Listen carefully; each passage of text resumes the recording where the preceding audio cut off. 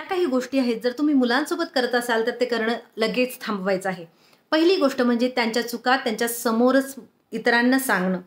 आपल्याला नेहमी सवय असते, की आपण कुणीही आलं, की आपल्या मुलांबद्दल चर्चा करायला लागलो, की त्यांच्या चुकाच एकमेकांना सांगत बसतो. आपल्याला वाटत असतं, की मुलं खेळतायत, आपल्याकडे त्यांचं लक्ष नाहीये.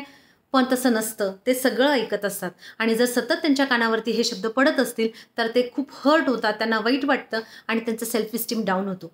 दुसरी गोष्ट म्हणजे जेव्हा ते आगाऊपणा करतात, तेव्हा आपण धमकीच देत असतो त्यांना.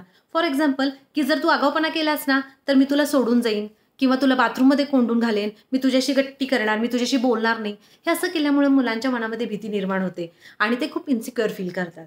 तिसरी गोष्ट म्हणजे एखादी गोष्ट ते छान करतायत, गाणी छान म्हणतायत, डान्स छान करतायत, तर सतत कुणीतरी आलं की त्यांच्यासमोर परफॉर्म करण्यासाठी जबरदस्ती करणं. हे असं केल्यामुळं मुलं स्वतः मोटिव्हेटेड राहत नाहीत. कारण त्या गोष्टीमध्ये तोच-तोचपणा येतो आणि त्यातला जो निरागस आनंद असतो तो कुठेतरी कमी होतो. त्यामुळे या 3 गोष्टी नक्कीच टाळणं गरजेचं आहे. धन्यवाद.